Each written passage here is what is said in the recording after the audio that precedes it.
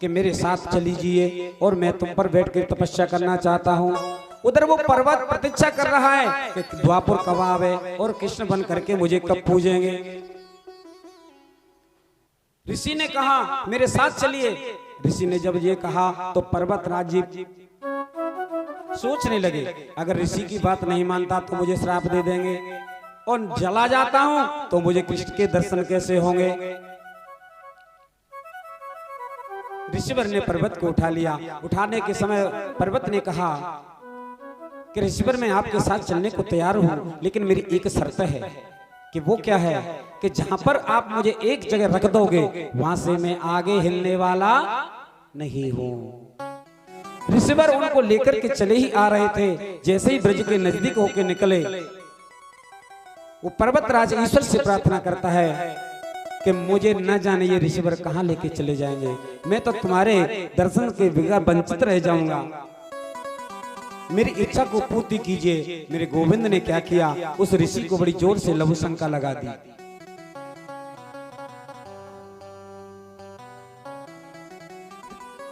लघुशंका लगी तो ऋषि परेशान होने लगे।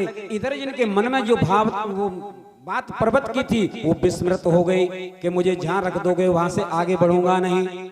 ऋषि ने पर्वत को नीचे रखा और लघुशंका के लिए चले गए। पुनः लौट करके हाथ धोकर के गिरिराज को जैसे उठाना चाहा, चलिए, तब उन्होंने कहा ऋषिवर आप से मैंने वचन लिया था कि एक जगह जहां रख दोगे मैं वहां से आगे जाऊंगा नहीं। क्रोध में आकर के उस ऋषि ने उसे श्राप दे दिया कि मैं तुझे श्राप देता हूं, आज से तू हर दिन एक तिल भर जमीन में दस्ता चला जाएगा। वही पर्वत जो वचन राम ने राम अवतार में दिया था, इसीलिए मेरे गोविंद ने उसको पुजवाया। और आज भी, पहले गिरिराज जी इतने विशाल थे कि गिरिराज जी से और वृंदावन इसकी परछाई पहुंच जाती थी। एक युग के आधार पर धीरे धीरे धीरे धीरे एक एक तिल प्रतिदिन ये दस्ता जाएगा। ये वचन सत्य था। जिस दिन परिपूर्ण गिरिराज जी जमीन में चले जाएंगे उसी दिन महा कलयुग का प्रभाव संसार में हो जाएगा। बोलो गिरिराज महाराज की जय। ये भाव इस कथा से प्रस्फुटित होता है। इंद्र ने जब जाना, हमारी उसी कथा पे आएंगे, इंद्र ने जब देखा ब्रज में धूल उड़ रही है, इंद्र ने गोविंद के चरणों में वंदन किया कि मुझे क्षमा कर दो कि बेसो दशतम तव दाम शांतम ताममयं तरजातना बेसो दशतम तव दाम शांतम पायमयं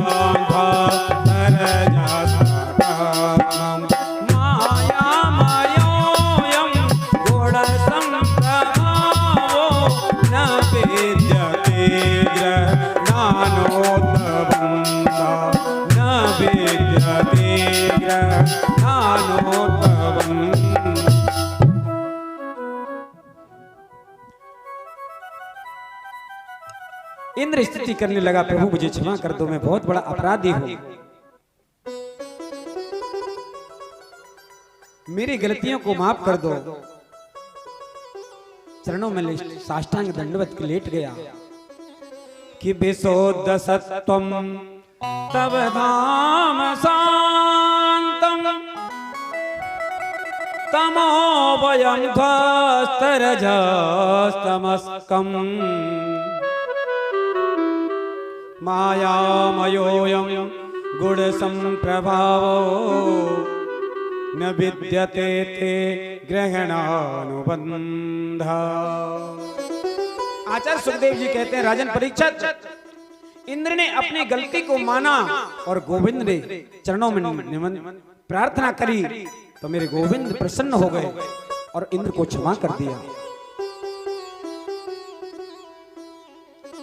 देवराज इंद्र ने बड़ी स्तुति की कि पिता गुरुस्तम जगदाधीशो दुरत्ययः कालतराप्तदण्डः हिताय स्वेच्छातनु तत्सहीमये मानं विदुत्यज्जगदीशमानिना।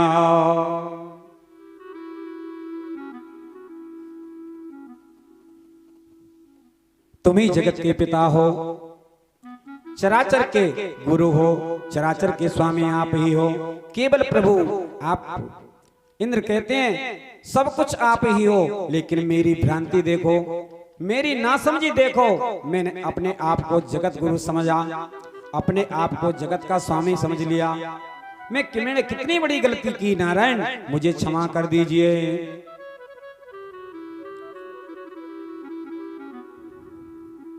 ऐसो को उदार जग माही, संसार में ऐसा कौन उदार होगा। इतनी बड़ी गलती जो ब्रज को, सारे ब्रज को जो जला बहा करके मृत्यु को के द्वार तक पहुंचाने वाला था, उसको भी मेरे गोविंद ने क्षमा कर दिया। कितना करुणा का सागर है मेरा माधव।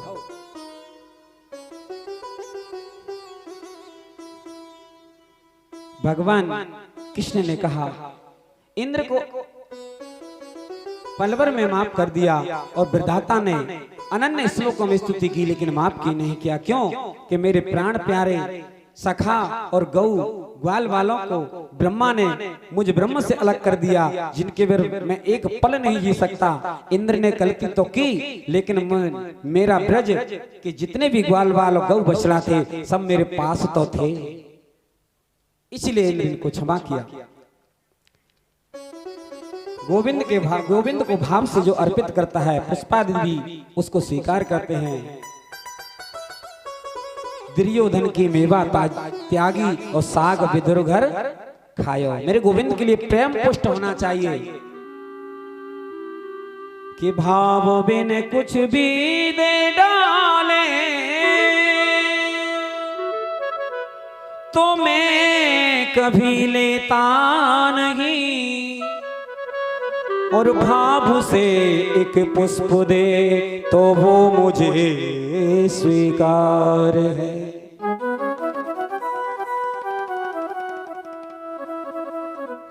कि अहो बकिया स्तन काल कूटम जिज्ञासयापा यदप्य साध्वी लेभे गतिम धातृचितां ततोन्यं कंबा दयालुं शरणं ब्रजेमा। करुणा का सागर है मेरे गोविंद। पूतना हलाल विष स्तनों पर लगा के कृष्ण को मारने आई, लेकिन गति जो माँ यशोदा को बाद में मिलनी है वो पूतना को पहले प्रदान कर दिया।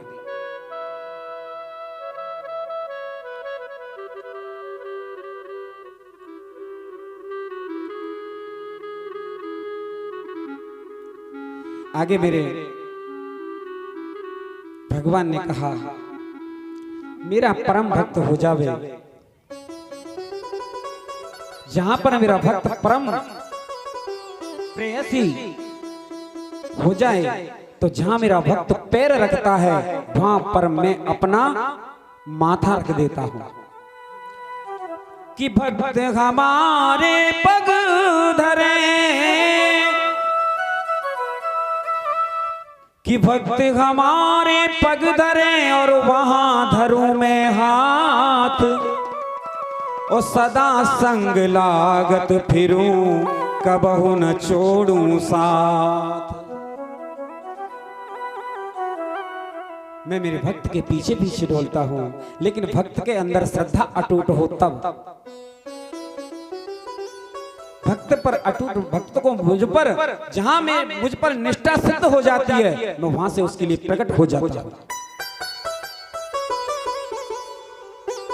भक्त का जहां प्रेम पुष्ट होगा वहीं से मेरा प्रादुर्भाव हो जाता है। मुझे खोजने के लिए कहीं किसी को जाना नहीं होता, मैं तो हर कण कण में विद्यमान हूं। किसी ने प्रश्न कहा कि वैकुंठ में परमात्मा का निवास होता है क्या? भगवान रहता कहां है? प्रश्न ये था।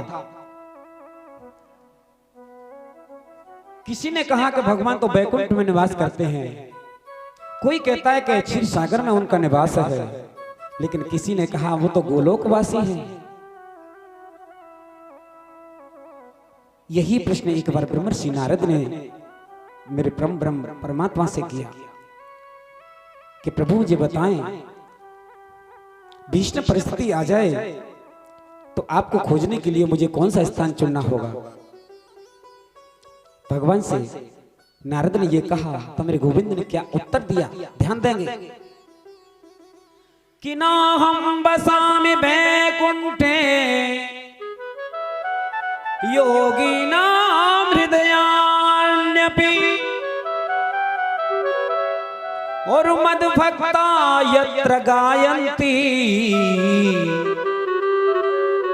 तत्र तिष्ठामि नारद।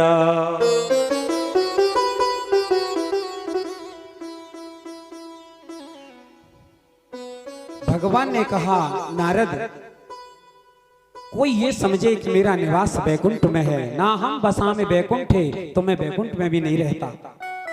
योगी नाम हृदयान्यपि, योगी जन ये जाने, कोई ये जाने कि योगियों के हृदय में मैं रमण करता हूं, तो ये बात सत्य नहीं। सत्य क्या है कि मद्भक्ता यत्र गायन्ति तत्र तिष्ठामि नारदः। जहां मेरे भक्त का प्रेम पुष्ट हो जावे, भक्ति जहां पर दृढ़ हो जावे, जहां पर भक्त समर्पण हो जावे, वहीं से मुझे प्रकट कर लेते में सक्षम हो जाता है भक्त। मेरा हर जगह वास है, बैकुंठ में भी नहीं हूं मैं, हर जड़ चेतन में मेरा निवास है। जहां मेरा भक्त निर्मल मन से मेरा चिंतन करता है तो मुझे वहां पहुंच जाना ही पड़ता है। तुलसी बाबा रामायण में लिखते हैं कैसे, हो निर्मल मन जन सो मोहि पावा, निर्मल जन सो मोहि पावा, निर्मल मन जन सो मोहि पावा, निर्मल जन सो मोहि पावा, निर्मल मन जन सो मोहि पावा, निर्मल जन सो मोहि पावा, निर्मल मन जन सो मोहि पावा, निर्मल मन जन सो मोहि पावा। ही कपट चल छिद्र न भावा, कोई कपट चल छिद्र न भावा, ही कपट चल छिद्र न भावा, कोई कपट चल छिद्र न भावा।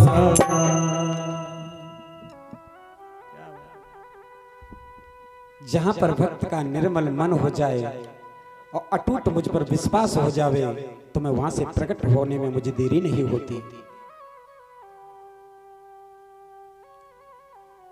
उदाहरण से देखें, बांके बिहारी हरिदास जी ने निधवन से प्रकट किए, क्या वहां वैकुंठ था? क्या क्षीर सागर था? नहीं। हरिदास जी ने वृंदावन में निधिवन में मेरे गोविंद की आराधना की। सितार के बड़े प्रेमी थे, सितार बजाते थे, गोविंद को रिझाया और हरिदास का ये मन में भाव था कि मैं तुमको साक्षात्कार कराना चाहता हूँ, साक्षात दर्शन करना चाहता हूँ और इस दुनिया में आपको साक्षात छवि को लाना चाहता हूँ। और भगवान के 3 रूप हैं, ध्यान देना। कौन कौन से? निर्गुण निराकार, सगुण निराकार और सगुण साकार। निर्गुण निराकार से मेरा गोविंद कण-कण में विद्यमान है, लेकिन आंखों का विषय नहीं है। आंखों से देखने, क्योंकि उसका आकार ही नहीं तो आंखों से प्रत्यक्ष होगा कैसे? सृष्टि से पहले जब कुछ नहीं था तो वो निर्गुण निराकार के रूप में विद्यमान था। लेकिन भक्तों की मन की अभिलाषा पूर्ति करने के लिए, भक्तों के मन को प्रफुल्लित करने के लिए मेरा गोविंद सगुण निराकार में आया। यानी जैसे उदाहरण से समझें, दिव्य ज्योति, अलौकिक ज्योति जिसको हम निराकार कहते हैं, वो बिजली पहले भी थी, संसार में व्याप्त थी, लेकिन दर्शन अदर्शन में लोपः, उसका दर्शन नहीं था, लुप्त थी, लेकिन थी। और निर्गुण निराकार यानी तार, जब वैज्ञानिक पद्धति से तार बना के तैयार कर दिए हमने, तो उनमें बिजली प्रभावित होने लगी, लेकिन आंखों का विषय अभी भी नहीं है, उसको हम देख नहीं सकते। क्यों? तार के अंदर करंट है, ये हम कैसे जाने? वो स्पर्श का विषय है, उसको स्पर्श करेंगे वो अनुभव का विषय है, उसको स्पर्श करेंगे तो भयंकर करंट लगेगा, लेकिन दिखने में नहीं आ रही है। तीसरा रूप है सगुण साकार। जब भक्त की पुष्टि, भक्त की भक्ति अटूट हो जाती है, दृढ़ हो जाती है, तो भगवान कहते हैं कि मैं साकार रूप में प्रकट हो जाता हूं। और साकार रूप में मेरे गोविंद के राम कृष्ण 2 अवतार प्रत्यक्ष आप सब शास्त्रों में सुनते हैं। भगवान के 24 अवतार हैं, वो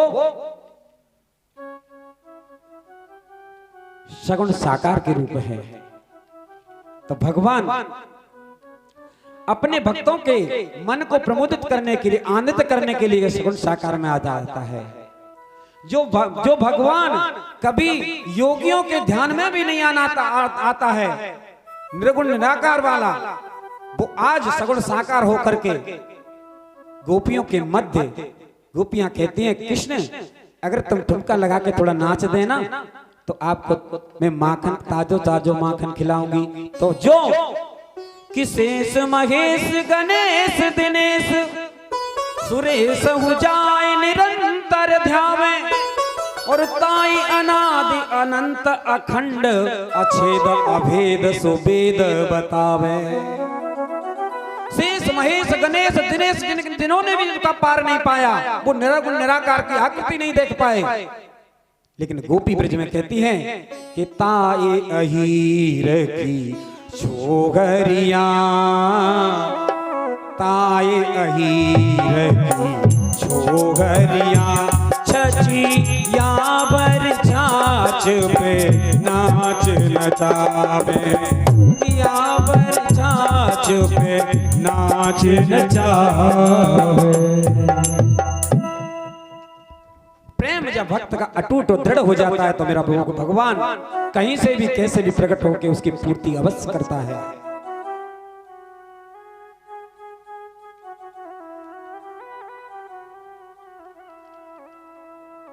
आइए, मेरे गोविंद के अनन्य भाव से जब इंद्र ने आराधना की, प्रसन्न हो गए,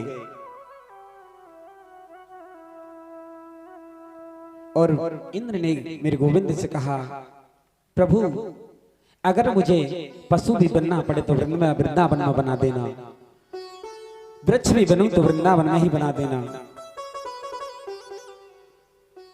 और जब संत बनूं तो मैं वृंदावन के अलावा कहीं नहीं जाऊं। आपकी चरण रज धूलि मैं माथे पर लगाता रहूं तो मेरा आत्म कल्याण हो जाएगा। ऐसा भाव इंद्र का देखा, इंद्र को संतुष्ट किया।